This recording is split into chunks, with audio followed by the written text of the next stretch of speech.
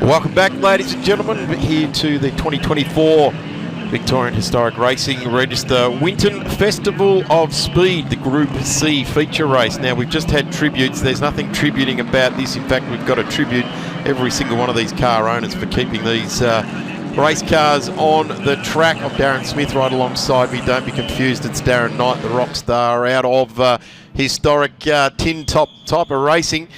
And we're going to have to continue on with the technical problems we've got. We've got two grown men here sharing one microphone attached to a headset. So this is going to get very interesting here indeed. The grid sheet looks a little bit like this. On pole position will be Brian Henderson.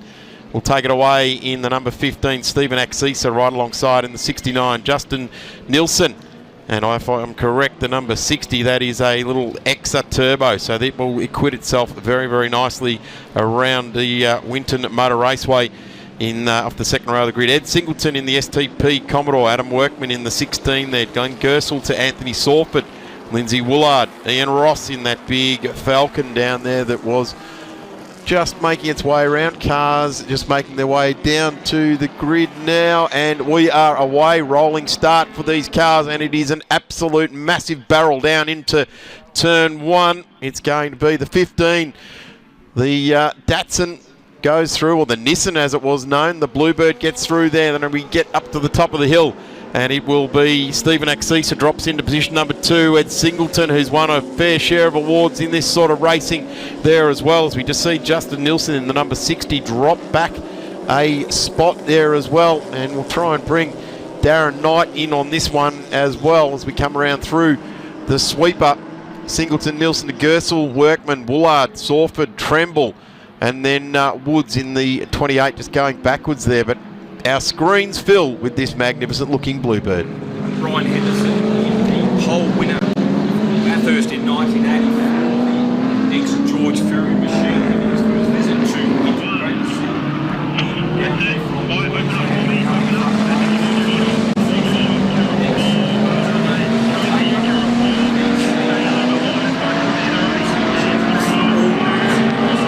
domestic formula from 1973 through to the end of 1984. Certainly some great looking bits of kit coming out of Roadways Racing. Fills the screen there with the STP car just going back a spot there. The 52 there, that's Glenn Gersel also in that car. I reckon that's probably furthest that car's run up a field in Group C trim, running here in the Festival of Speed here this weekend, being driven very well. But have a look at the Pulsar. It is just absolutely period perfect, isn't it? Get into the corners, and the Pulsar was all over the back of them. And I'm going to say the names of Christine Gibson and etc. drove these X's so very, very well. Justin Nilsson behind the wheel of that little front-wheel drive Nissan Pulsar Exa. Yes, that's right, folks. Turbocharged front-wheel drive, about 300 horsepower. So amazing little machine, developed locally, of course, by Alan Marsden and the team. And Justin is having a great run right behind the next red Geisler Commodore of Glenn Gersel. What? To the right on Nilsson's tail as well. And the ex-STP Roadways Commodore having a great run. I reckon Justin's owned this car longer than the factory did. He's had it in his shed, I'm going to say 3 times longer. Look at this. Looks to the inside, plugs the gap. Just enough room being given there by Gersel, but manages to get the 308 working very, very nicely indeed. Gee, it's got to be hard to keep the 308 thumping along in these cars, doesn't it? Getting harder. For the shed many years ago in touring car racing, of course. Brian Henderson still leading in the Bluebird, turbocharged 1.8 litres, so not the domestic 2-litre we have out here, the imported version of Bluebird developed by Martha and his team. Fred Gibson, of course, intrinsic in that, having a very strong run at the moment in front of Steve Axisa. That goes on between Gersel and Nilsson and Singleton. Gee, wasn't the Group C world turned on its head when a turbocharged car started to come? None more than when a rotary car came on the scene as well. We don't have any of those here this weekend, but certainly when those turbocharged Bluebirds came on the scene, people were left scratching their heads, weren't they? How did they go from practicing and being 30th and things like that to then when it had to do a lap just dial up a bit of Howard Marsden magic and set the farmer off with his bluebird around the Mount Panorama. It was just something wild, wasn't it? You and I were just kids, but certainly remember that everyone scratching their head. What are we going to do with these turbo cars? I think initially the word was let's just ban them. Well, there's a bit of that going on, yeah, certainly amongst the V8 runners. But speaking of V8 runners, Ed Singleton has got past Birstall on that lap, so Singleton now up to 5th place. Next, Alan Grice, STP Roadways, Group C. 2 and 1, yeah, that Gricey Roadways Commodore, Les Small, weighed in on his career in a big way with those cars, and Gricey was certainly always featured at the top, and it was a lot later in his career before he was embraced by the factory teams. But he was he always sort of wore that the bandit type of attitude, didn't he? It was amazing that he actually drove cars that had mild written on the side of them. There was nothing mild about the way Alan Grice drove.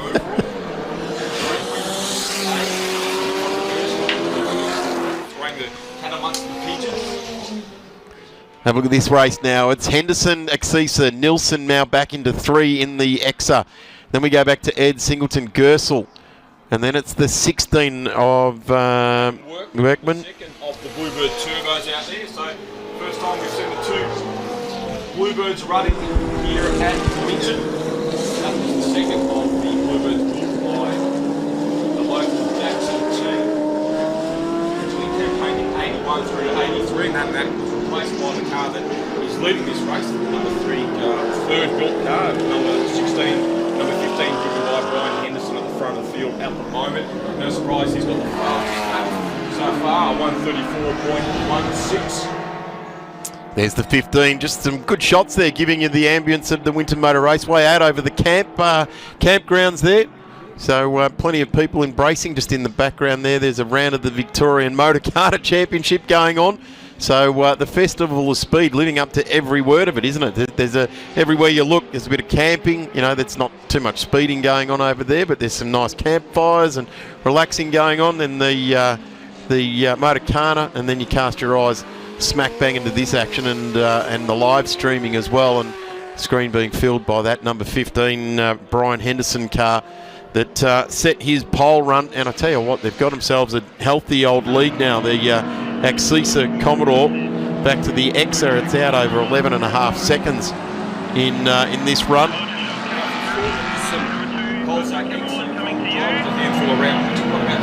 XC hardtop of Mondriset. We just saw it briefly on the screen there. The ex-Rusty French Falcon hardtop, huge machine, huge tyres on the back of the big coupe. Hardtop, or correctly I should say. Doing a great job. I think he's running for a couple of years after taking the wheel from his father. He's involved in a good battle there with Tony Alford, the little twin cam Escort in front of the Gary Chick, Big Alan Grice Commodore, first version of the Group C Commodore. And 3. Love it. Good shot. The lead pair doing a very, very nice job out there in front at the moment. Plenty of other cars to attract our interest here this weekend, but they are really doing a terrific job. Last glance at the timing screen, they were 13.5 seconds away from the rest of the field in only 4 laps. And I've got just under 4 minutes remaining in this run for the Group C cars. Daz, it's got to be difficult these days when you look back, particularly the Bluebirds, which were kind of a bespoke sort of Group C car. To keep these things going, you've got to be rummaging around the parts bin pretty hard these days. Yeah, it's not easy.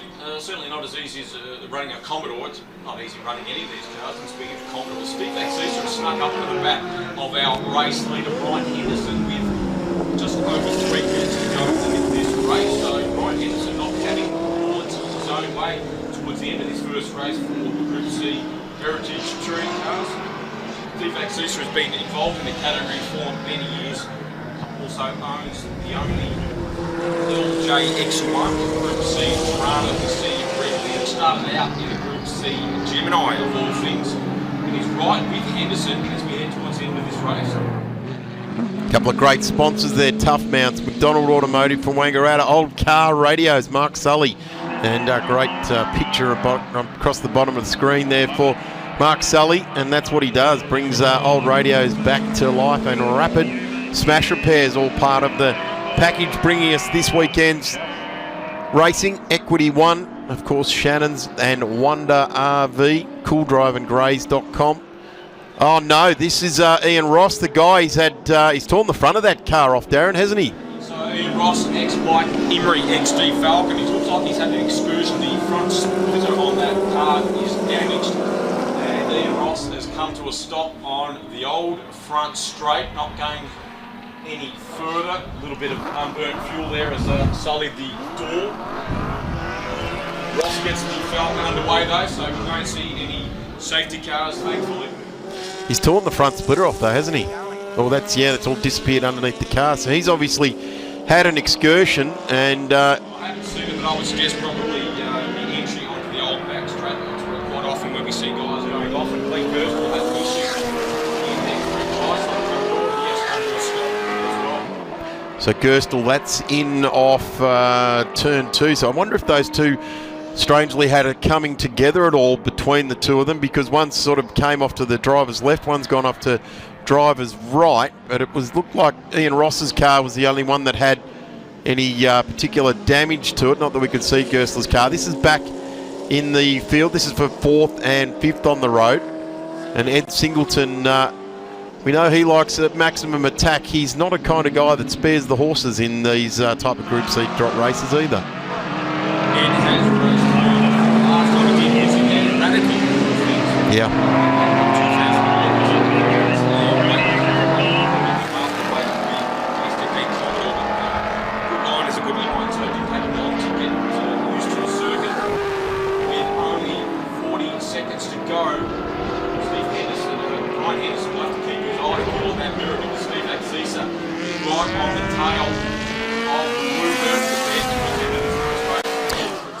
And this is where the exploration of turbo cars came into it, because all of a sudden they had all this heat build up, and they had to start to work out how to get all that heat out of the car, because the turbo was running white hot, and it looks as though these guys, have they taken the checkered? Yes, they have. So that will see first blood go to the Nissan. So Bluebird takes race number 1 in the Group C's. Brian Henderson, the winner from Steve Axisa. Justin Nilsson will bring a little Exa home in great 3rd place. Had a torrid time here last year, went through 3 gearboxes in as many days, so it's like a new pair of socks every day for Justin with gearboxes. Unfortunately, it has not happened this time. Thankful that he's taken a great 3rd place. 3 Fords. We just saw the XA Coupe to the exit Mike Emery car that Ian Ross is driving. And I'm not sure who the Escort was, but little yellow and blue Escort, probably a Rod Stevens in those colours. Derek Wickett, front to see Derek back out there, has not run for many years in Victoria. That 2 Escorts, I'd like to see Derek back this summer. Cars still coming to the line now. We're just watching the Gertzel car. It's going back on its own steam at the moment, just driving back, and it looks to have had a little bit of right-hand rear just behind the wheels damage there. So there's our 1st and 2nd on the road. 3rd was Justin Nilsson out of the back of shop to Workman, N. Singleton, Woolard, Sorwood, Trembath, Delaney, Muller, Alford, Woods, Chick, Vondrask, Spender, Adamson, Gertzel. So in the end, Gertzel still classified inside the 20, but won't be classified as a finisher, so will be removed. Ian Ross did get to the line, and then it'll be Parrish next, and that will see the end of our Group C feature race for today. We'll take a very quick break and see if we can rectify these technical concerns that we're having here in the commentary booth, and we'll be back with more trackside here at the Winton Festival of Speed for 2024 very proudly presented by the Victorian Historic Racing Register and our sponsors, Equity One, Wonderland RV, Shannon's Insurance, Cool Drive, Grays.com. Back in a moment. Welcome back trackside. Big shout out to Equity One as we see Dean Koutsamides finish his race in the Formula 4. Just down the pack a little bit, but they're coming together in that one. But shout out to Equity One, Wonderland RV. They're just right behind the kiosk area in the main straight. Check out all their wares. Shannon's Insurance on 134646. Cool Drive and Grays.com online there as well. Group A, 5 litre, 2 litre feature race coming on. A bit of a compact field of cars. Darren Knight right alongside me. Now, technical glitches all gone. We're about to get serious with this sort of racing. Group A, 5 litre and 2 litre touring cars out on track. And boy, there's some cars with some pretty steep heritage, isn't there? It certainly is, Darren. We saw their brothers, I suppose you could say, the Group C cars earlier. Now we have Group A and some invited cars coming under the Heritage Touring Car umbrella. So those invited cars include the David Hulk ex-Kevin Waldock Falcon, making its first return to the track for many, many years. We saw Braxy do that interview with David Hulk a little bit earlier, so it's great to see another one of the forerunners to V8 supercars out on the track. This car was built before they were known as supercars, originally called Group 3A, which confused a lot of people. They continued having a Group A sticker on them when they were obviously not Group A cars, but that's what they were called before we adopted the supercar name. It was a short period in history, quite confusing, wasn't it? It was when Tiga left and Avesco came in and all sorts of stuff all was different bits and pieces was going on. It was all jostling for who was who in the zoo, really, wasn't it? Certainly was, but the homegrown category, of course, that took over from the International Group A formula, which ended in 1994. So it's great to have some of these early 5 litre touring cars was their name to start with. Yep. All Super Tourer in there as well. Trevor Schumack in that BMW, and although some of these V8s are going to have a pretty cool note to them, that BMW will absolutely scream its way around here. The Capri Components car, as it was known by Laurie Nelson for many, many years, on the third row there with Trent Harrison alongside Chris Oxley, and down into turn 1 we go. Pete Zebras is in the field as well, current V8 supercar team owner. Having his very first circuit race, so great to see Peter join on board the ranks. David Hulk is leading from Kyle Alford in the 2-wheel drive Nissan Skyline Turbo. He's just in front of Adrian Alesi in the Walkinshaw Commodore.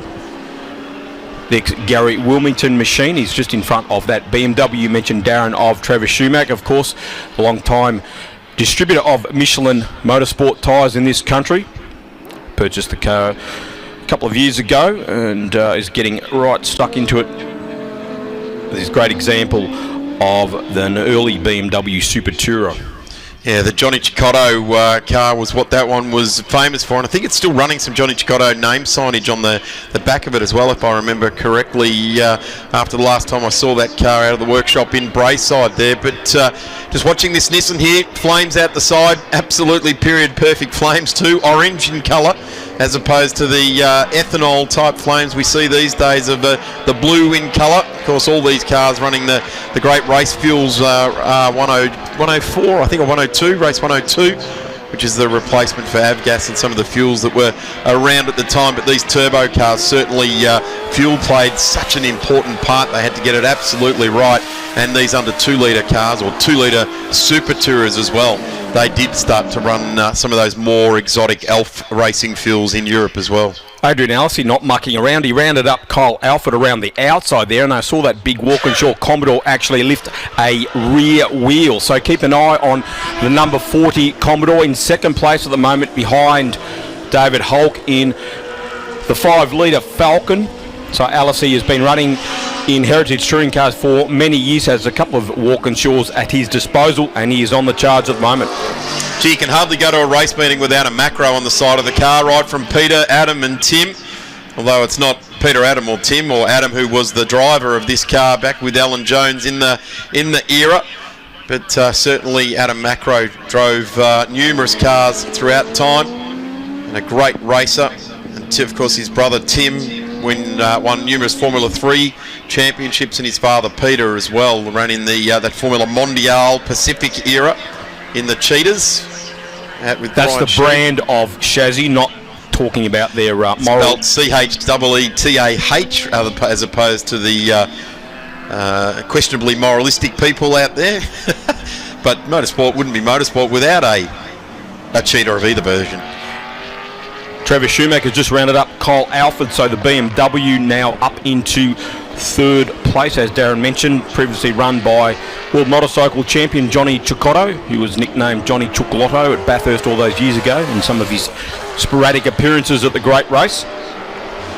Yeah, certainly Bob Jane used to like to sling Johnny Cicotto in there. I remember the 635 CSI in the orange livery, very similar to Pete Sibrus's car that he's running here, the VK Commodore, that synonymous orange Bob Jane T-Marts type of livery. So getting a good look at the cars accelerating out of turn 2. And watch the turbo car, the Nissan, just swinging in through there as well. Good to see Trent Harrison out there in the Alpha GTV6. Of course, the Harrison family, they really are alpha-holics. There is an F in there, alpha-holics. So great to see Trent back out there, the famous Ignis bright yellow little 2.5 litre V6, a car driven with much verve, of course, by Colin Bond and Alan Jones in that first year of the Group A touring car category here in Australia in 1985. Have a look at this. Schumacher getting very, very lively now all over the back of Arsley, and looks to be putting the nose of the Alpha up in there. And as this race starts to wear on, you just know that Trevor Schumacher's given himself a special set of Michelins out of the truck to put on this particular BMW. So it will become all rubbered up, all sticky, and the big Commodore in front will start to roll around on its tyres. I don't know that for sure, that he's got anything other than what he had out of the truck there, Trev. He's probably running stuff from 2 or 3 years ago.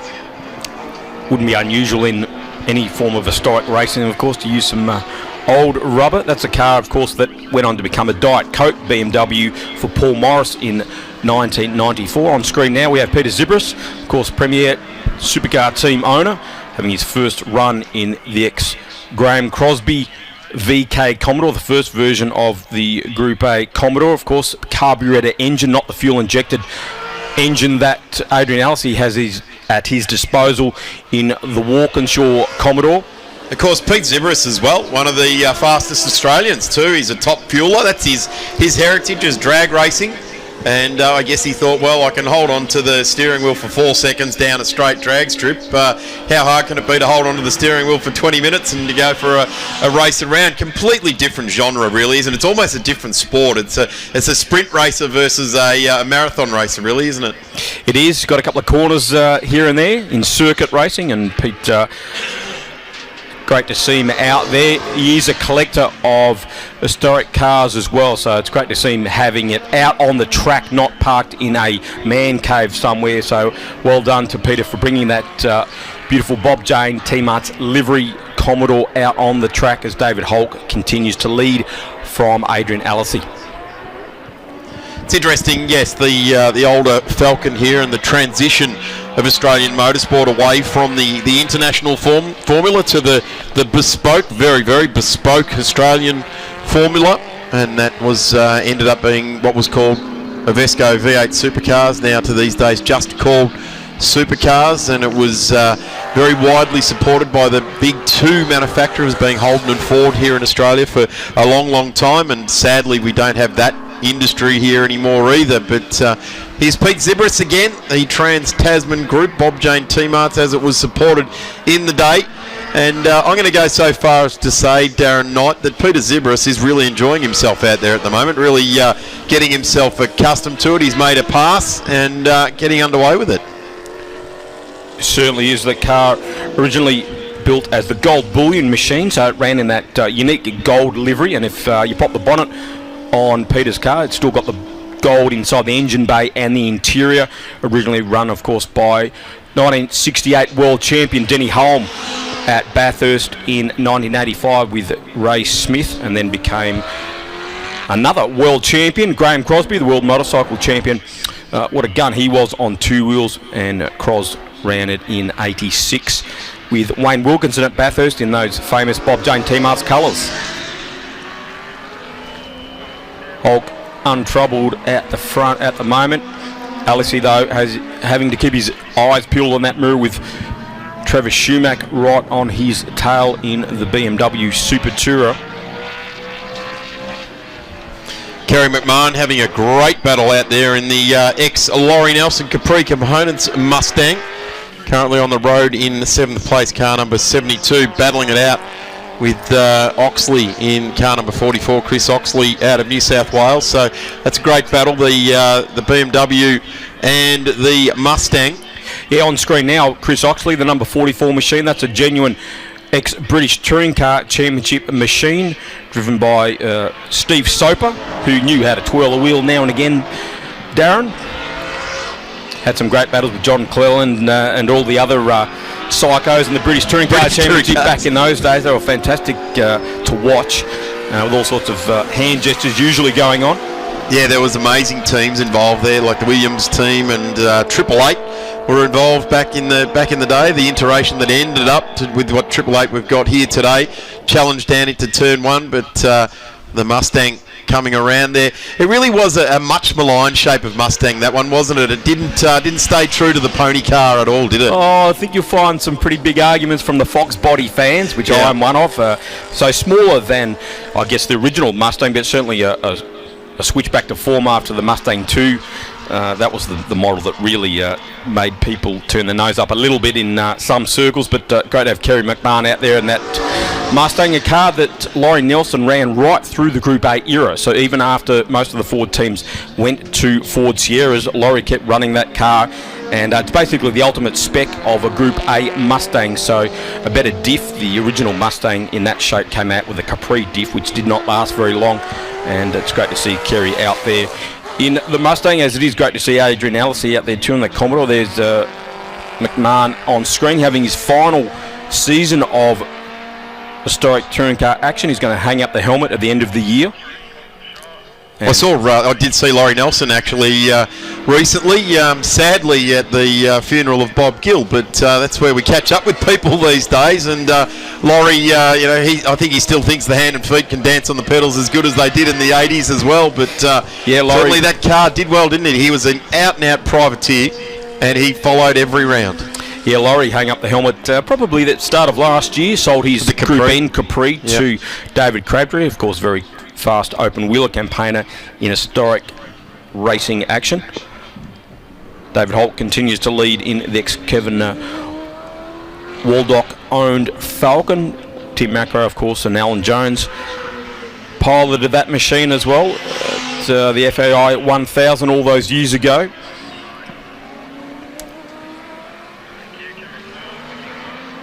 Alice is still holding on to that second place in front of Travis Schumacher in the BMW. Cars coming up on track next is the Group P, Q&R Sports and Racing, Group O Sports and Racing, plus some invited cars in the mix there as well, as the Equity One Winton Festival of Speed continues. Some great support, the GUKW Spares and Machinery, Aussie Soils, FS Spagnolo and Co Accountants, and Cave Hill Engines. I would say a number of these cars have probably had engines down at Cave Hill Engines. They do a tremendous job down there in Lilydale. The cars continue on around. Fantastic reliability, because some of these cars can show a bit of wear over time, but I guess they start to become a little bit rare, although there's some 500 of these supercar chassis going around. I know Aaron Noonan, the V8 Sleuth himself, who is carrying the live stream via the V8 Sleuth website. He's here with his father this weekend, and you can catch up with every single one of those particular chassis on his website, and you can also watch the live streaming.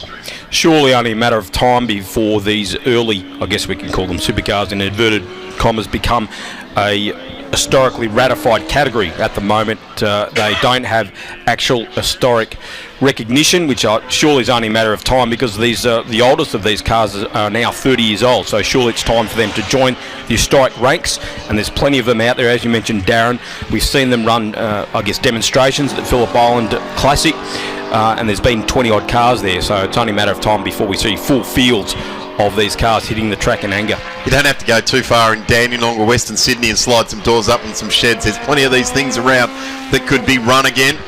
Like I get the man shed thing, but I certainly more get these are racing cars and they need to be exercised. Won't get any argument from me. No, that's right, I know that.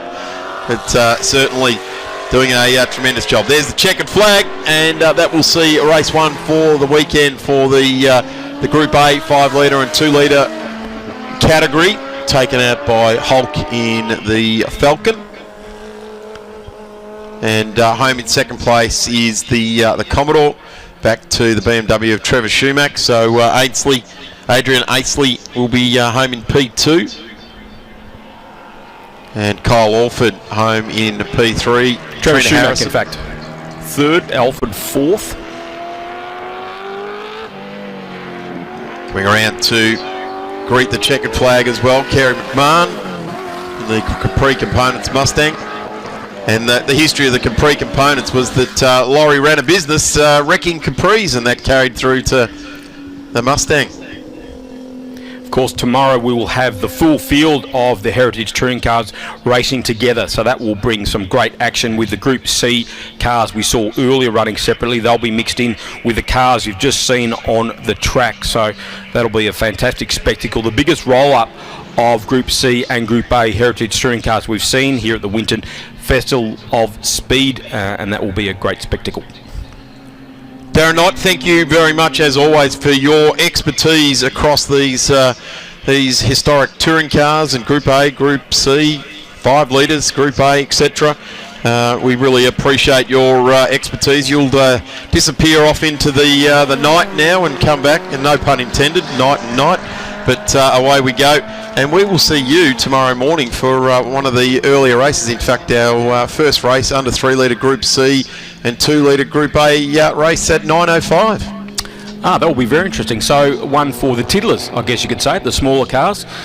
We used to have big fields back in the day, particularly Group C, the Escorts and Datsuns, etc., running around as a separate class. So that will be mixing the smaller capacity cars in together.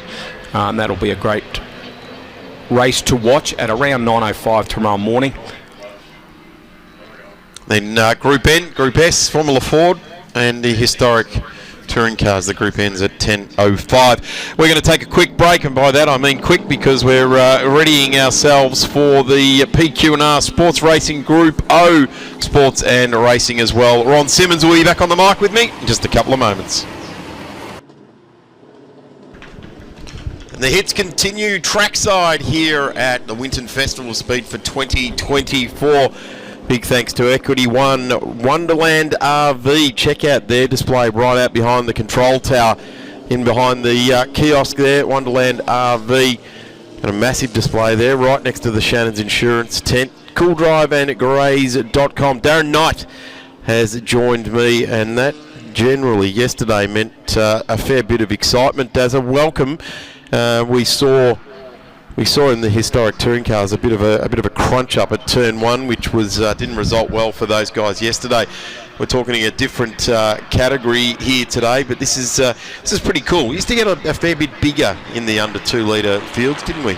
Good morning, Darren. Good morning, everyone. Good morning to everyone on the VH Sleuth YouTube channel as well, and the VHR website, watching the live stream here from the Equity One Winton Festival of Speed. Darren mentioned the next category coming up on the track now, the smaller cars in Group C and Group A touring cars. Very, very popular, the class wars back in the 70s and 80s. It wasn't the single class we have now with V8 supercars, who are cars of all sorts of capacities and engine configurations. So now we're giving the tiddlers, if you like, a bit of a spotlight for a race by themselves this morning, Darren. Well, certainly back in the day we saw the likes of Gary Rogers and Michael Stilwell and some of these big names Alan Moffat even drove a very handy, I'm going to call it a Mexico type of body-kitted Escort as well. And even some of the Capris that ran in this sort of trim as well were very, very popular. And, well, we're seeing now today, we're seeing that the Escorts and those sorts of things, Toyota Sprinter, there's the Capri, there's a Celica, the Chickadee Celica there, the number 28 as we come around to take the start of this one. Rolling start for the under 2 litre, under 3 litre Group A and Group C touring cars, and they're away off the front row of the grid as we get the green light for a go. Peter Woods next, Graham Bailey, Chickadee Celica would lead them down into turn 1. Look at Tony Alford though in the little twin cam Escort, the ex-Harry Barguana machine. He'll take the lead into the S's for the first time. There's a big name of Australian motorsport, Barguana, and that came down through the generations, but it will be the 75 of Tony Alford lead the way. Quite a contrast to his usual Nissan GTR antics in heritage touring cars. Yeah, absolutely. The little twin cam Escort. Harry Barguana is here this weekend, so good morning, Harry. Doing a bit of a warm-up session before jumping behind the wheel of the Godzilla as we see the Gavin Adamson car like the Stephen White's dad drove one of those sort of CDT type Geminis, and even prior to the CDT Geminis running as well. But great field, really does give us a look back and gives you an idea of every generation of Escort that was ever raced in the country, doesn't it? Yes, we've got a very neat example out there too, a Mark II of Jason Delaney from Queensland. He's up there in second place on screen now behind our race leader Tony Alford. That's the car originally campaigned and built by Ray Cutchie, who of course was a key component of the Moffat Ford dealers team. It was actually built in the Moffat workshop, 711 Malvern Road, and Jason Delaney started campaigning this car again at the start of this year, so very early in its return to competition life after sitting dormant for many, many years. He's doing a great job at the moment up there in second place, as is Carl Muller taking Cole Spender in the twin cam Escort. So Carl Muller in the Ford Capri, ex-Laurie Nelson and Peter Woods machine, and he will now move up into fourth place. Geez, Laurie Woods was Laurie Nelson was a big proponent of the Capri, wasn't he? He certainly helped him, his business. He had a wrecking yard and his performance Capri components. We've seen one of his Mustangs racing as well in Group A trim. Another pass for position there. Derek Wickett in another Mark II Escort, just putting the move on Cole Spender. David Patterson now in the Toyota Sprinter AE86, puts a move on Spender. Good to see Pato back down here, all the way down from Queensland. David Patterson been running in heritage touring cars for many, many years in that beautiful little Sprinter, the ex-Bob Holden built machine. And Bob Holden used that for right through its entire era, didn't he? It was very handy at the wheel. Just watching the little extra going around there as well. Not sure that actually took the starter's orders, but it's joined in from pit lane. Justin Nilsson has some work to do with 4 minutes to go, a little over 4 minutes to go in this race for the under 2 litre and 3 litre Group C and Group A touring cars, as Tony Alford continues to lead from Jason Delaney. Peter Woods now starting to get onto the tail of our leading pair in the Celica. Here they are now on screen. So Woods in the Celica right behind Delaney. Ford versus Toyota. Those famous Chickadee colours on the side of the Woods machine, of course. Graham Bailey, the Chicken Man, took victory at Bathurst, of course, with Alan Grice behind the wheel of that Commodore in 1986. Famous VK Commodore, the Chickadee livery, which was run around on these cars for quite some time as well. And I guess you think of that model of Celica, you think of Peter Williamson, and you think of the big old heavy race cam that he started out, carried. in fact. Yep, good point, Darren. It started out as a Peter Williamson camera car before Peter sold the car and Graham purchased it, so it does have a bit of history, but now running in the Graham Bailey colours. That's the thing with heritage touring cars, you must pick a year. A lot of these cars had long competition lives, so you must pick a year and you must run it to those specs and that exact colour scheme. So Peter running it in those Chickadee colours, obviously with some updates from when Peter Williamson ran it the previous year. Good to see, and chasing down the escorts as he would have done. Maybe not the Mark 1 at the same era as the Celica, but certainly the Mark 2 would have been there, and this car would certainly have been there.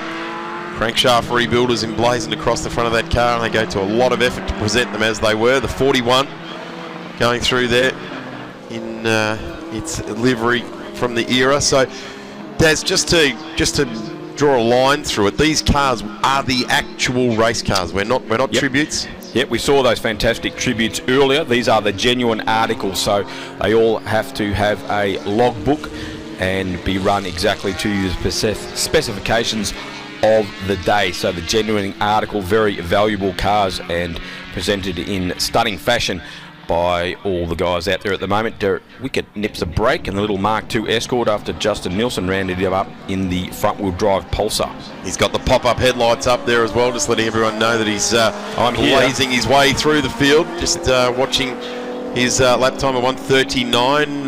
Tony Alford at 1:45.63 on lap number 3. Delaney a 1:45.9, a 1:45.8 by Woods. Muller a 1:44. So at the moment, Justin Nielsen is the fastest car on track and has made his way up into 5th place.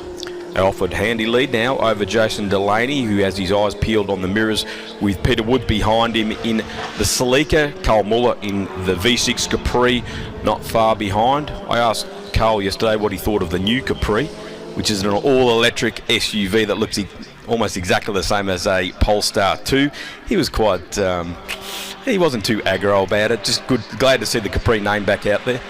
Yeah, I guess it is. MG, if you're an MG enthusiast, you can see what they've done with what used to be basically a sports car company is now an SUV company.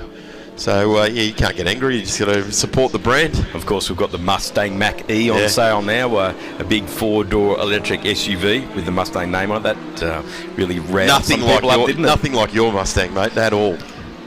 Well, it's a very quick SUV, I might add. It's probably... Well, the electric cars generally are, aren't they? Certainly are. Have a look at this lead now. Tony Alford is that is actually just been eaten back into. It was out over a second. It's now at 0.7 of a second. So he's even given it the big ask and starting to get hauled back in. It'll be Jason Delaney, who started out of 5th. Carl Muller up the inside, Peter Woods to move into 3rd. So the Capri up into 3rd. Woods and the Celica back to 4th. So changing positions, we're coming up to, I would suggest, our last lap as we get across the line there. Tony Alford has just eased that lead now out to 1.3 seconds, so he's done a good lap, consolidating on his time of 1:45.2, and Delaney was a 1:45.8, so that's where he's found that extra 0.6 of a second on the last lap. Got to get it around one more time. I'd say get the checkered flag. Great to see an open face helmet being used, particularly in the direction of the sun there. We're looking right into the helmet of the driver there, and what I like about it is that you can see the teeth, and that's a big smile. Or the gritted teeth. The gritted teeth, is that what it is? Oh, I'm going to haul this up at turn 3. Oh, we're through. Usually the bigger cars that have those issues. The tight, twisted confines of Winton. Very much a happy hunting ground for the smaller cars here. Tony Alford making the most of that. Quite a bit of experience in heritage touring cars over the last few years. Of course, has that fantastic Nissan collection up there in Queensland. Although recently the GTR, the GIO GTR, has been sold on. And it's the first time we've seen Tony behind the wheel of this very pretty little twin-cam Escort, previously campaigned by Harry Barguana. Delaney still in 2nd, Muller right on his tail in the Capri with Woods still 4th. Justin Nielsen, after starting right from the back of the field, he is caught onto this lead pack, but he only has half a lap to go, so he's going to be trying pretty hard to get onto the podium, but might just run out of laps. Certainly coming around now. Alford last time round a 1:45.24. And Justin did a 1:39.0, so he's in the mix there. Look at that, he's going to steal someone's trophy on this podium. As he looks to the inside, it's going to be the drag race. Who's he going to peg off? Alford takes the win. Nielsen might be 3rd. Delaney just got home in 2nd. And unbelievably, I've called that correctly, I believe. Jason Delaney Yes. 2nd. Justin Nielsen right on the line in the little Nissan Pulsar Exa into 3rd place. Carl Muller was nipped on the line, and he fell back to 4th, narrowly in front of Peter Woods. What a great battle between the top 5 in that race, Darren. Certainly is. They've acknowledging each other as well, having a red-hot go out there. Tony Alford is not a guy that mucks around. He gets the ethos of this sort of historic racing, but he also likes to use the car for what it's supposed to be done, and you've got to applaud that. I do also applaud the fact that it's still running registration number plates on it. I'm pretty sure he doesn't pack it up and drive it all the way back to Queensland. Well, probably a few years before that era, they actually used to run the race engines in by driving from Melbourne up to Bathurst in the race car. They did. But that's a good run there. Justin Nilsson got it home there after coming out of the pit lane. Didn't take to the grid. The Escort, Capri and Salika. Good morning once again, folks. Darren Knight here alongside Ron Simmons to bring you this first race of the day for Heritage Touring Cars and Invited. So it's Group C and Group A Touring Cars, the genuine article. Very good morning to Ron Simmons. G'day, Ron. G'day there, Darren, and good morning to everybody. And good to see the sun just sort of try to pop through that heavy cloud we had earlier on this morning. So making for great racing, and the circuit will warm up a little bit for these guys. And a great field of cars here today, Darren. Certainly is, and this will be the first time that we've seen both classes combined. We saw a couple of races earlier in the program with CNA running separately, and of course we saw the smaller capacity cars have their own race this morning. Now it's one in, all in, so a very big grid of Heritage Touring Cars and a couple of invited cars as well. The biggest field we've ever seen here at the Winton Festival of Speed of Heritage Touring Cars, so great to see, and a first for the ranks down here in Victoria. A couple of invited cars are running with them. I guess you could say the forerunner to V8 supercars. We called them 5-litre touring cars back in the day, so Group 3A. We're talking about Falcons out there. David Hulk, who'll be out there in the next Komatsu-sponsored Falcon, EF Falcon. EL Falcon, I should say. And it's great to have David down here. The type of car that replaced Group A. So Group A, the International Formula, ended in 1992, and 1993 we had the homegrown Formula, which of course went on to become V8 Supercars, branded a few years later. Where it was an all Holden versus Ford affair. Certainly a good mix of cars too, Darren. We've got some really big bangers there. We've got some RX-7s amongst there, a couple of Alfa Romeos, earlier model Mustangs, the Celikas, a little Chickadee Celica there. So a good variety of cars, and the Capri, of course, a couple of little Lotus Cortinas, little Lotus Escorts, and even a Gemini amongst them. Yep, Gavin Adamson.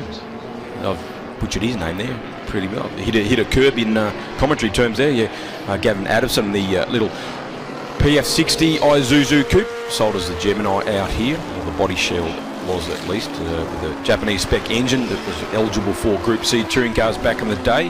Country dealer team, they got in a little bit of strife with their logo. The Holden dealer team took them to court. Here we go, folks. Down into turn one for the first time. David Holt will lead the field away. Brian Henderson right with him in the Turbo Group C Bluebird. Onto the old back straight for the first time. Cole Alford in the two-wheel drive Nissan Skyline. As Steve Axisa locks the brake next, Scotty Kennedy Commodore. Hulk, though, is leading from Henderson. Adrian Alcey up into third in the Walkinshaw Commodore. Just got up inside the BMW of Trevor Schumack, the Super Touring Machine, one of the invited cars here this weekend. Well, Hulk really ran away with it yesterday, didn't he? He sort of went off into the boondocks and left everybody else to sort themselves out. But there's the Nissan just ducking inside Hulk as they go up through the cleavage area, the top of the circuit. So at least a passing move there. Whether Hulk's got an issue, I'm not too sure, but he certainly broke away very early in the race yesterday. So let's see how they go. They come up round the top of the circuit. A good mixture of cars getting through there. The little IS's Alfa Romeo there, the beautiful car. I think it could be the ex-Alan Jones, Colin Bond type car. And here we look at them with the...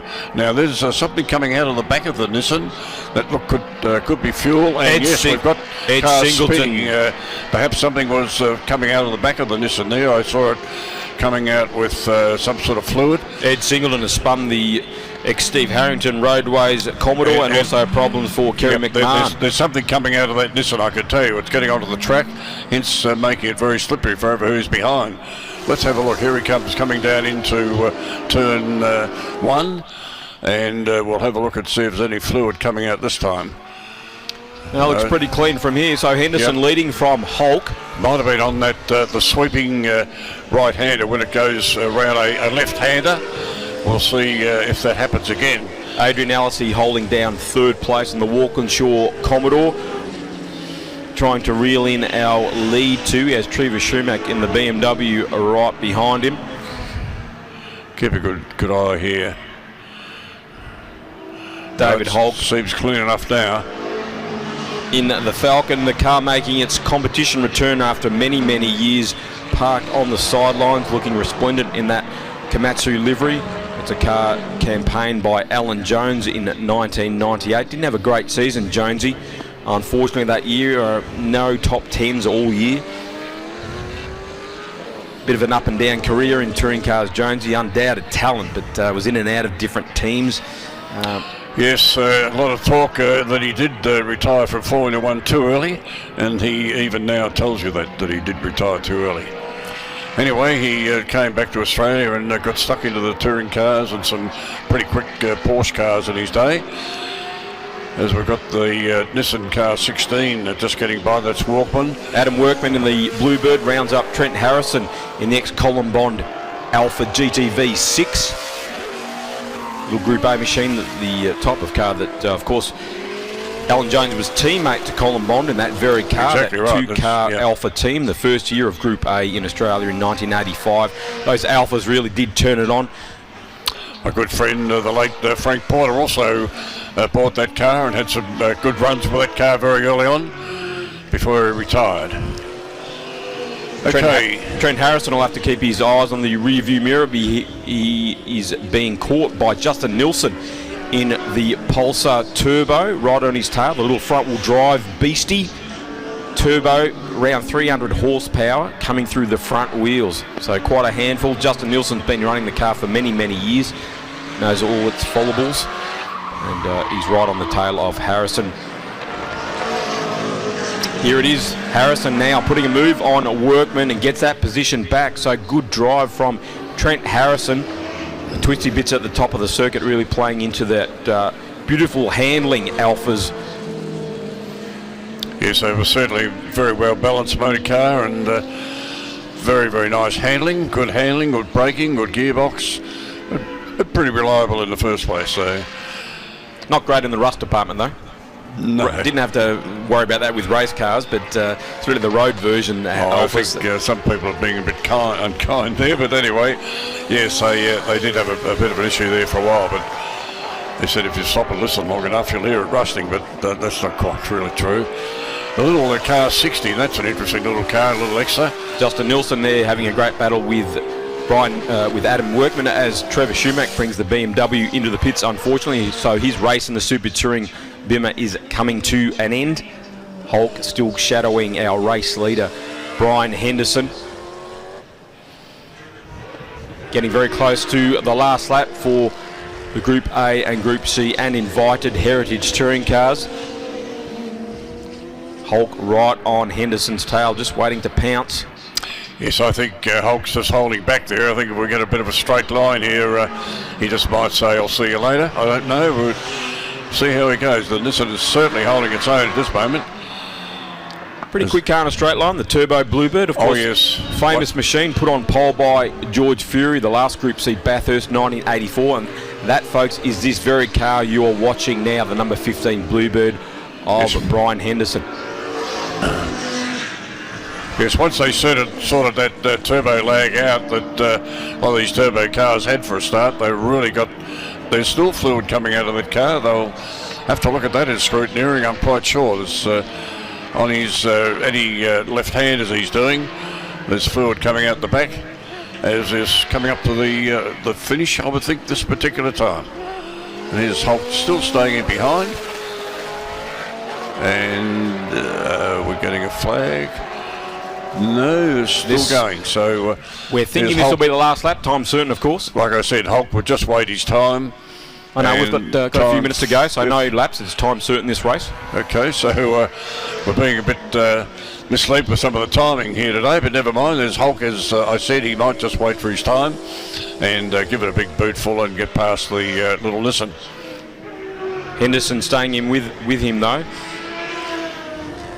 As we mentioned, very famous among the Nissan fans. That little Bluebird really did set the field on its ear when it arrived in around 1981, locally built from imported Bluebirds. Of course, we sold them here locally. The 2-litre engine, the 1.8 litre turbo was never available here, but it was still eligible as a Group 2 touring car. And Howard Marsden and his very talented team.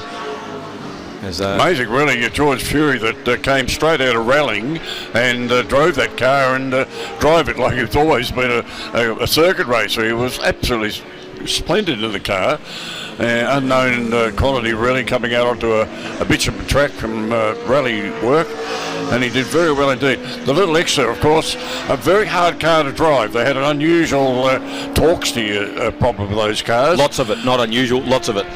And the girls that drove it, of course, the Ramsons and Gibson girls, they had awful trouble trying to keep the thing on the road. Yeah, Fred Gibson, of course, his very talented wife, Christine Gibson, drove that Exa. Also shared a couple of drives also with a very young Glenn Seaton as well.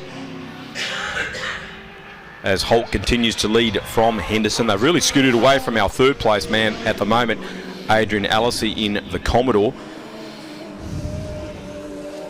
Very big gap. Big gap to the next group of cars coming for the third, and Elsley and actually and Elford, Harrison behind him. So good gap in the field. As we watch now, a little extra making an inroad, yes, coming in on the inside of turn 3, gets past the Alpha, as does the lead car Hulk getting through up at the top end there, getting through a couple of slower cars. Starting to move into the back markers. David Holt continues to lead from Henderson in second in the Bluebird. As I predicted, I thought Hulk would be just waiting his time, because with his performance yesterday, as quick as he was, he's just held back there in second place for a long time, but he's off into the distance now. Hulk from Henderson and Orsley. Next car's in the group there. They come up the top of the circuit, coming probably, got 2 minutes to go, I think. Might just get another lap or so in. Yeah, I was mentioning Alan Jones didn't have much of a year in 1998 in behind the wheel of that Falcon. It was run by Tony Longhurst's team. Longhurst ran a sister car that was sponsored by those famous green, white and red colours of Castrol, and but all that luck deserted Jonesy that year. As I said, highest placing of 11th.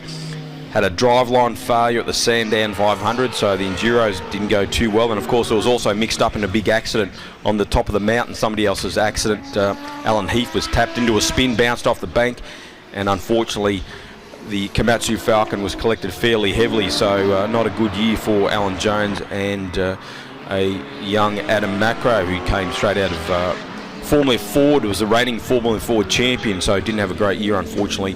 Was unlucky with Jonesy in 1998.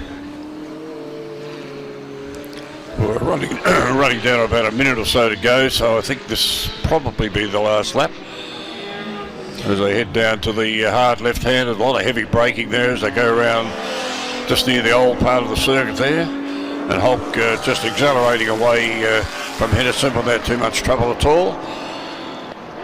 And we're thanking Tilda Trailers for bringing this particular event as well. Also Build Spec and Lloyd's, the sponsorship of the Group A and Group C Heritage Touring Cars, and invited David Hulk coming to the line. I'm not sure if he checker flag was just out of our sight there. I don't know that he actually did get the flag. We're thinking this will be the last lap. 10 seconds on the board. Hulk now starting to put the foot down, opening up a bit of a gap on our second place man, Brian Henderson, in the Turbo Bluebird. Alice is still holding down third place in front of Steve Axisa. So Group A Commodore versus Group C Commodore in that battle for the final spot on the podium.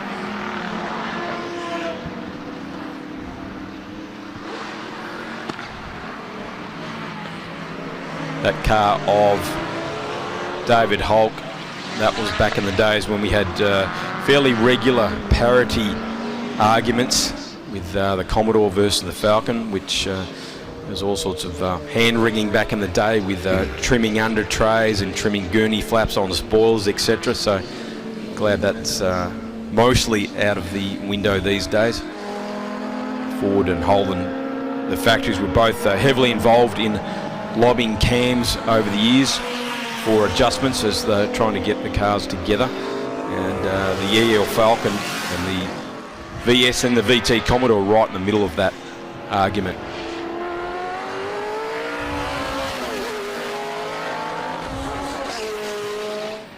There we go. There is the checkered flag. So David Hulk takes the win in the Falcon.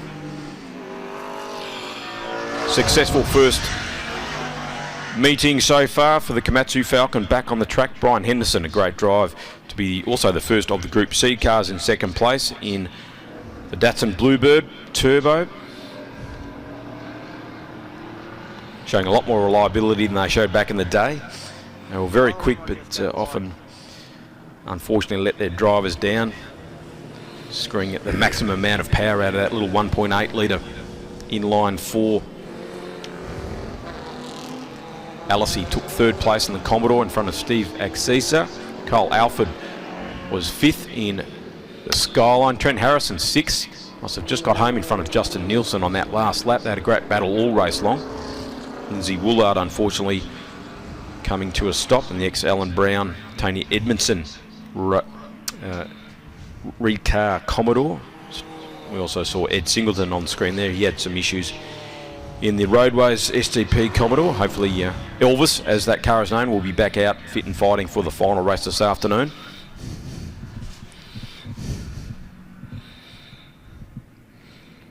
he looked like he actually had a flat right-hand tyre there when I... Yeah, it looks a bit down in the front corner, doesn't it, Bob? Yeah, I think that might be the issue there. Lindsay Woolard, a long-time campaigner in that Recar Commodore. One of the great characters of the paddock. Good to see Ian Ross taking a finish 2 in the ex-Mike Emery XD Falcon, running without the front spoiler. Unfortunately, he had a slip off on the oil turn 1 yesterday, ripped the front splitter off in that culvert down there, which is many a splitter has come to grief down there, Ron. You ever journeyed off down there, Ron, in some of your racing exploits? Yes. I thought you might have. Anyone that's done a lap of Winton usually has fallen off at turn 1. Yeah, we all had a little bit of an altercation here. Turn 1, generally being helped off by somebody else, to be honest with you. But anyway, that's the way it goes. But it's a good little circuit to race out here, and Winton's always been a favourite track of mine, certainly on the short circuit. I've not actually raced on the long circuit. Heritage touring cars making their way out onto track now. Looking forward to this one. Can David Hulk take 3 from 3 with the Heritage touring cars? Really good field of Heritage touring cars as well. They've really done a terrific job getting this category up to where it really should be. Darren Smith and Darren Knight remaining with you on the track side and on the live streaming. Hope you're enjoying it via the V8 Sleuth website and also the VHRR website as well. Check it all out.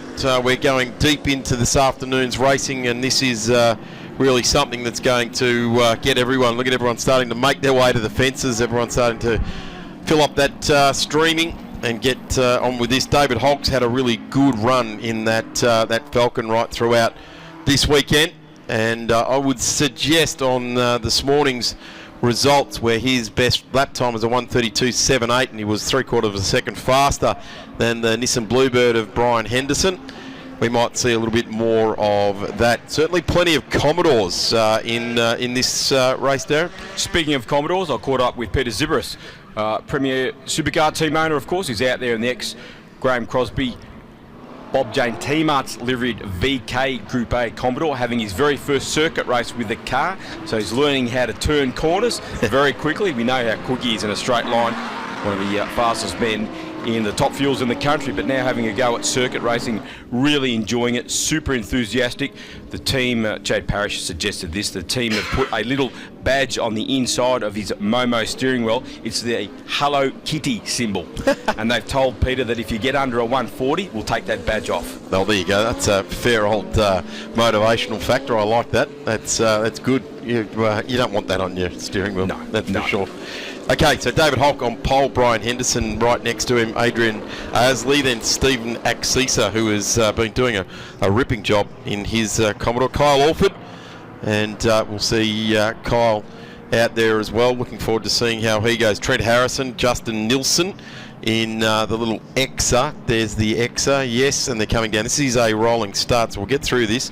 Adam Workman to Jeffrey Trembath, Chad Parrish, Ian Ross in the Falcon, Christopher Oxley, Anthony Alford to Carl Muller, Peter Zibris in that orange Commodore which we just mentioned, Peter Woods, Thomas Vonzrak, and then we have David Patterson, Kerry McMahon watching for the number 72 where Kerry can push through to Gary Chick, Cole Spender, Jason Delaney, Gavin Adamson, Peter Abud, Lindsay Woolard, Ed Singleton in the STP car, Trevor Schumack in the BMW. I haven't actually seen Trevor. Trev not taking the start. He's got a family commitment, unfortunately. Yep. Glenn Gertzel, Shane Nicholson and Derek Wickett. Rolling start. David Hulk will hold the field here. Red lights are on. We are about to charge down into turn one. Away we go. Well done by the starter there. Held them all the way down to the line. David Hulk holds out the 15 of Brian Henderson, the Nissan, the Bluebird. Looking to the inside, Hulk understeering off cold tyres. Alford just ranging into the back there as well. Adrian Ellis in the Walkinshaw Commodore there, number 40, trying to stay ahead of Steve Axisa. That a great battle in this morning's race. The walk, he just got it home over the Group C Commodore of Axisa. As they're all through the first couple of corners safely. David Hulk is our race leader from Brian Henderson in the Turbo Bluebird. Everyone just letting each other sort themselves out, that mid to rear pack there. No one wanting to come together here, but David Hulk has shown a clean set of heels so far this weekend. This is a longer distance race. The turbocharged Nissans may start to become a little bit vulnerable. There's an RX-7 mixed in there. We've already had a rotary win today. It's not unknown that they might not have an RX-7 come through from mid-pack there as well. It's probably a bit too far away, but Chad Parrish coming through the field, and the Berkeley, one of the privateer RX-7s, had a few teething issues in earlier runs, so we'll keep an eye on the diminutive yellow and white Berkeley-sponsored rotary. There's Peter Zibris holding up the couple of the ex-Capri and Mustang of Laurie Nelson as they get through there. So plenty, as this field is called Heritage, plenty of heritage here in Australian touring cars, as we I think it's the old Neville K Commodore, is it, or coming around there? It's one of the ex-Wilmington. Adrian has a couple of Walkinshaw Commodores at his disposal. Kyle Alford now, the two-wheel drive Nissan Skyline, trying to put a move on Adam Workman in the second of the Bluebird turbos out there. It's good to see Lindsay Woolard take to the track after suffering a puncture in this morning's race. Chad Parrish down the inside of the Exit Turbo there of Justin Nilsson. There's been concerns with Justin's car right throughout this weekend.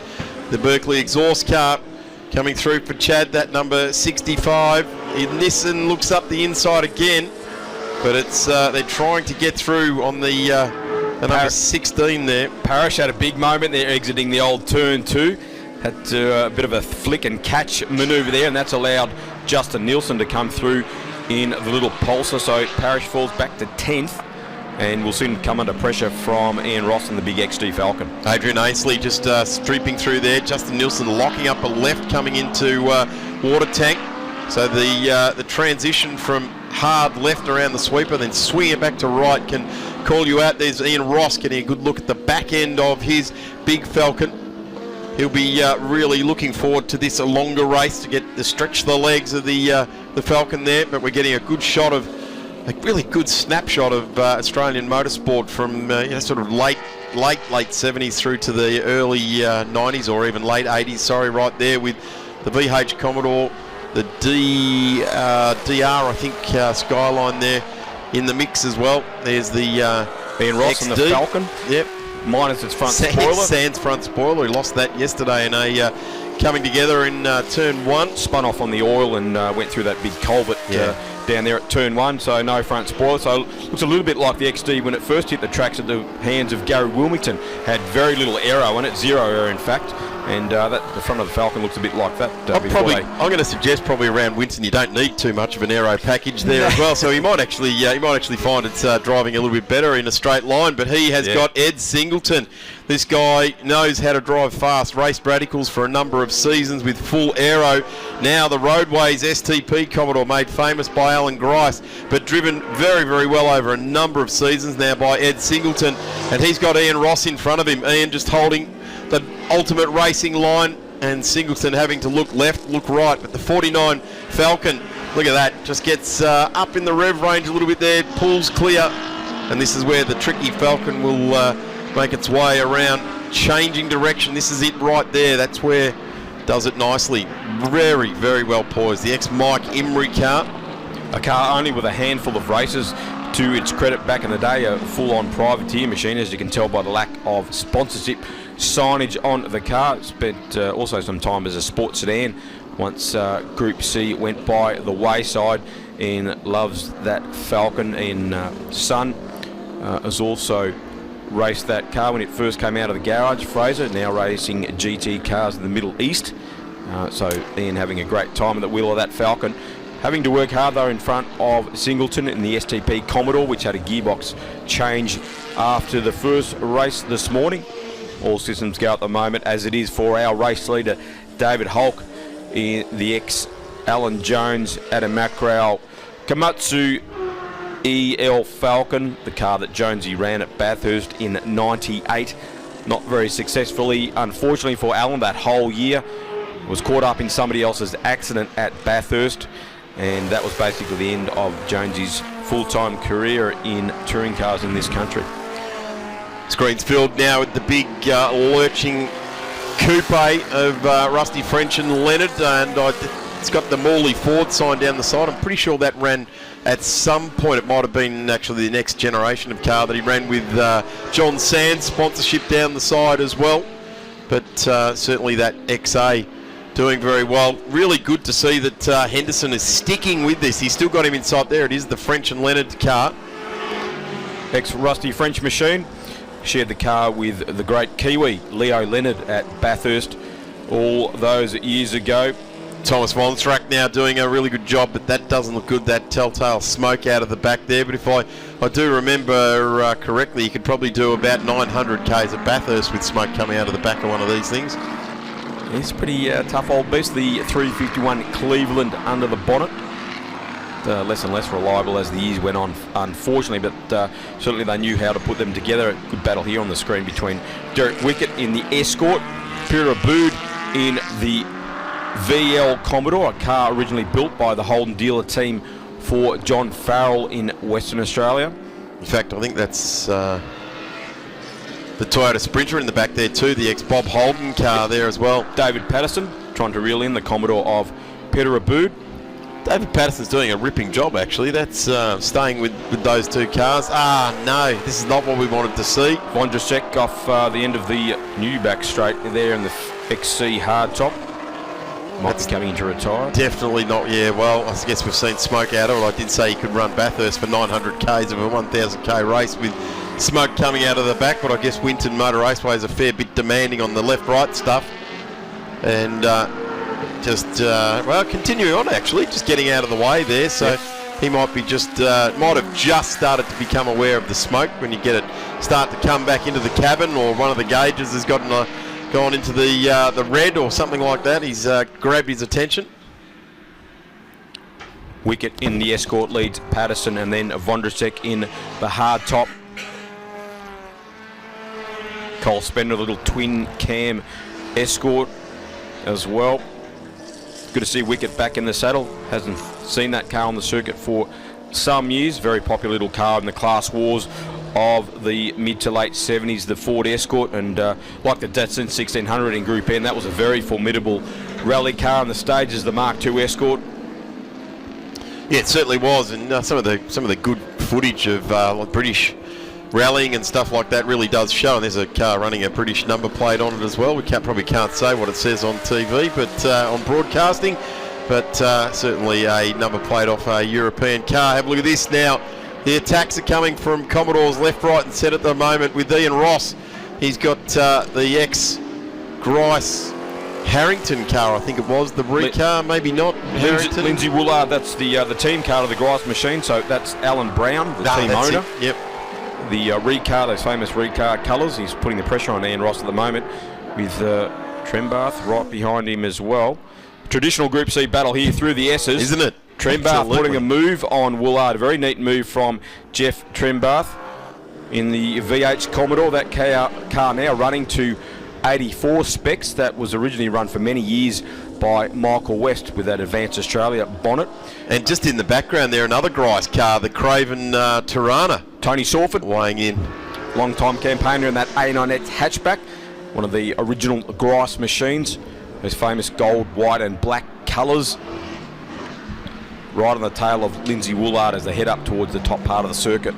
Picked up on a really good part of the race here. Ian Ross has just let Ed Singleton get through. In fact, didn't let him through. Ed Singleton had to fight for it, but he's driven away from this battle now at the moment. Ian Ross 11th, so we've got 11, 12, 13 and 14 on screen now, and the Tirana's gone through. Sawford gets through on Woolard. I think Woolard might have an issue. He just slowed down a little bit there, or maybe missed a gear, I'm not sure, but he's dropped right back from that battle between Trembath, Ross and now Sawford. Gee, the Group C trim, you sort of forget how big those guards were when they pumped them out at the end of that Group C era, didn't you? They really did push the limits to get the bigger rubber underneath these cars. Rubber, particularly the Falcons, the XC, right at the end of Group C. They were massively wide. I remember the arguments about trying to get the wider wheels so that they could keep it up, the Ford and the Commodore. The arguments, they just raged. The Tirana looking around the outside now as well, so look at those pumped arches out there. A very Australian way to do it, wasn't it, the Group C era? Trembath gets through on Ian Ross, so good drive there from Jeff Trembath. He's trying to track down the STP Commodore of Ed Singleton. Tony Sawford now trying to round up the Falcon of Ian Ross, so the Falcon might be feeling the pinch in the tyre department for Ian Ross, and that's allowed the Holdens through. I wonder if the missing front splitter was directing some air to something around the car as well. May have had brake ducts or something off it as well, which would come astray, because that's normally what you mounted off a front splitter or front air dam. You see it in the Commodores, just the little opening underneath the headlights there on the yellow bumper. But they come through there. The number 4 looks up the inside there, doesn't manage to get through. So Lindsay Woolard, he started out of 25th, Lindsay Woolard, now got himself up to 14th. So that's a good 10 spots has made up. Trembath right on the tail of Ed Singleton. 2 VH Commodores going at it. Hammer and tong. 308 Holden V8 under the bonnet of both of these cars. Sealed engines too in these cars as well, so you can't go around and play any hanky-panky with them. Ed Singleton, we had a really good story on the broadcast. He walked us through bits and pieces of that car, and he did point out that yes, we have sealed engines, so they are expected to be run exactly in the period of the vehicle that it's been nominated at. Adam Workman in the second of the Bluebird turbos out there, number 15, trying to chase down the Escort of Jason Delaney. Beautiful little Escort, the Delaney machine, having its first year back in competition. Built by Ray Cutchy in Alan Moffat Racing's workshops in the late 70s.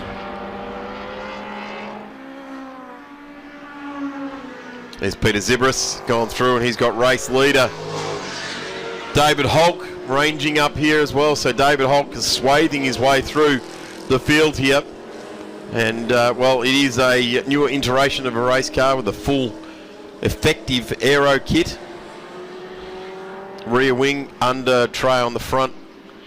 And I would suggest probably the only car out there with an effective under tray, one that was there and actually did something and changed the aspects of the car. Because I remember also when you look at these cars, they were trimming 10 millimetres of under tray off them and 15 millimetres of under tray off them. It was pretty tedious, wasn't it? Every time they did those parity adjustments, as I'm sure they were for the teams, but it was a regular occurrence. I guess it was too in the Group C days, because one car would be given some sort of concession in the Group C days, and then all the other brands would get what they wanted as well. So it sort of cancelled each other out, really. Yeah, you're not running a heater core, yeah, but I'm running a glove box. Yeah, yeah, and that's given me a performance gain. Which is really what I suppose in a way drove CAMS to adopt Group A, the international formula, in 1985, because it took away all the Holden and Ford and all the other manufacturers lobbying CAMS all the time to get concessions to run in Group C. Group A was an international formula, and what the rule book said, that's what went. So Paris was a long way away from Sandown, so I like your trusting in the system there, Darren. Yeah, they still lobbied. They still wanted more than the other. Well, and there's some various things that happened in some cars that came from Europe too, which wasn't happening to cars in Australia, which is well documented. As David Holt continues to lead in the Komatsu Falcon. Oh, where's the Ricar Commodore parked off to driver's right? Lindsay Woolard, yeah, I thought he might have had an issue. No, he's rejoining the circuit. Not at full speed though, is he? He's come off, spun to the driver's right, coming through turn 3, so that's probably a full loop there. Powered on and gone round in a circle as Peter Zibris just goes through and claims that unlapped spot. And there is our car number 2 on the road. 4.8 seconds, that's the Henderson car, number 15. And closing at the moment, that gap is just slightly ticking back. Our race leader now moving up onto Ian Ross. And there is the 15 of Henderson as well. So, great battle here. This has changed for spot here. Yeah, Singleton goes back one. Jeff Trembrath in the number 52 machine. I beg your pardon, that is Glenn Gerstle in the ex-Fred Geisler machine. Been calling in Trembrath, both yellow. I need a new prescription. Have to go and see Bill Cutler, I think. So Glenn Gerstle getting a good run on Ed Singleton. Up into 10th, into the top 10 for Gerstle for the first time this weekend. Singleton fighting back, the Commodore side by side into the S's. Tony Sawford just waiting for the two Commodores to do something silly, and he'll be through in the A&X. Gerstle, Singleton, neck and neck.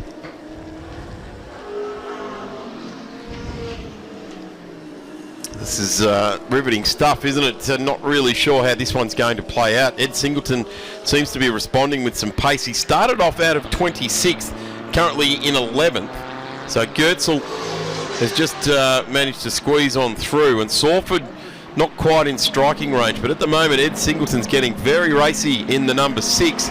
And I'm going to say, Darren, he just showed, oh look, hopefully that's not, it is, it's the 15. Our second place car number driver, 2 on the road. Brian Henderson has gone off the circuit, he's rejoining. There's an RX-7 parked up over there as well. Chad Parrish retired a bit earlier, unfortunately, in the Berkeley RX-7. So where will that shake out? Can Brian Henderson rejoin in second place? He's still showing as second on the timing screens. Obviously went over the edge a little bit there in his pursuit of our race leader, David Hulk. There is Henderson on screen at the moment, the number 15 Bluebird. Adam Workman is also out there too, and another Bluebird, number 16. Oh, it's got issues. There's something dragging under, I'm going to say, a trailing arm, or is it a Panhard rod? Or, not Panhard rod, Watts link under the back of that car. Yeah, that car is not happy. Retiring, isn't it? Yep.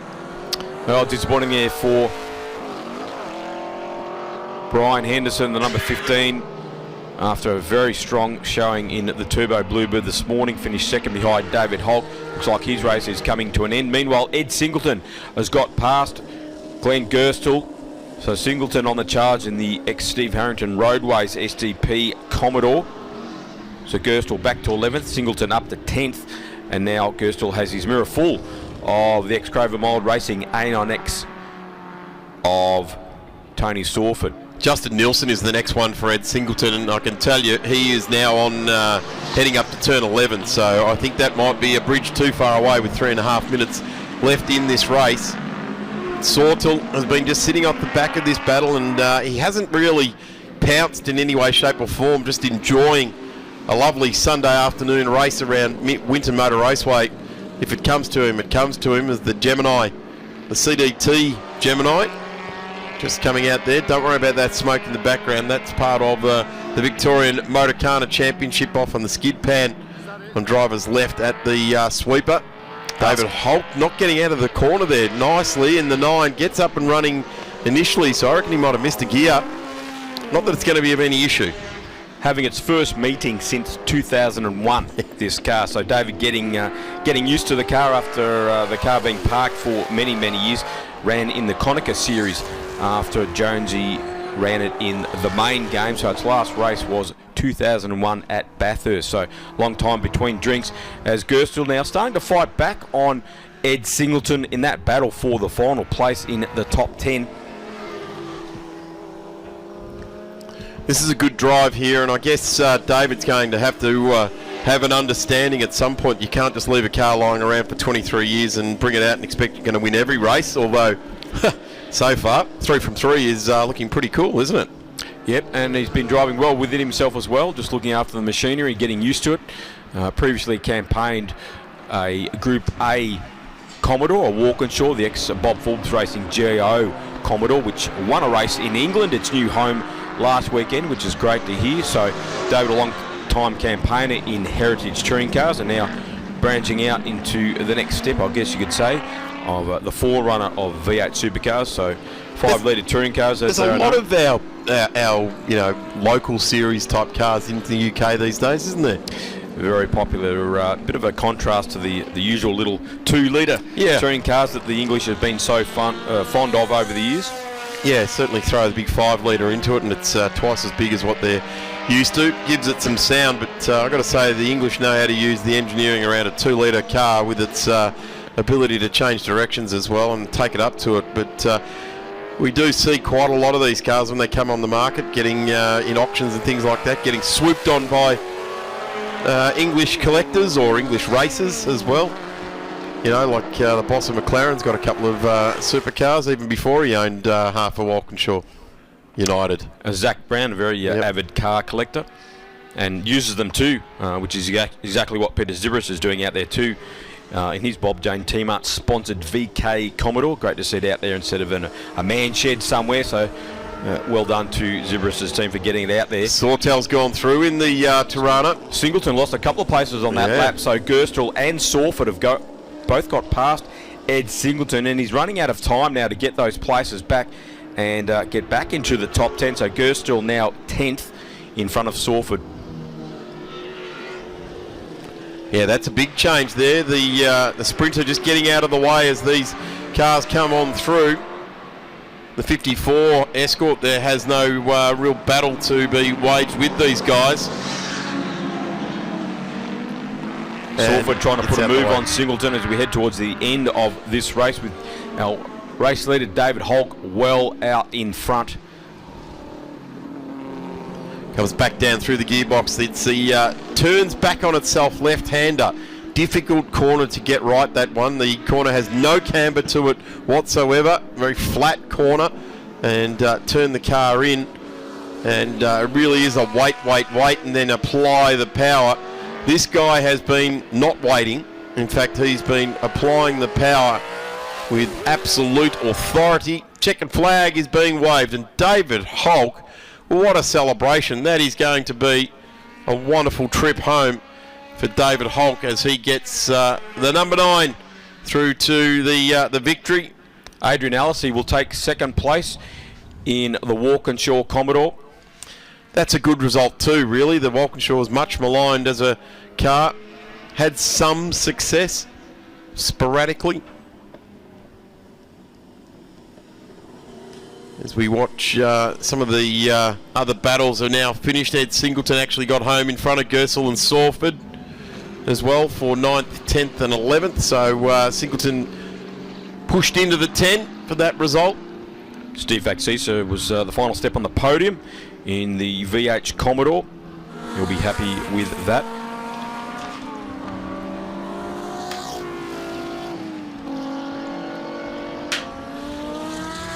Well done to the Heritage Touring Car guys, Group A and Group C.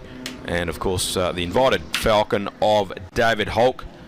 Surely it's only a matter of time before we see more of these early 5-litre touring cars out of the sheds and onto the track where they should be.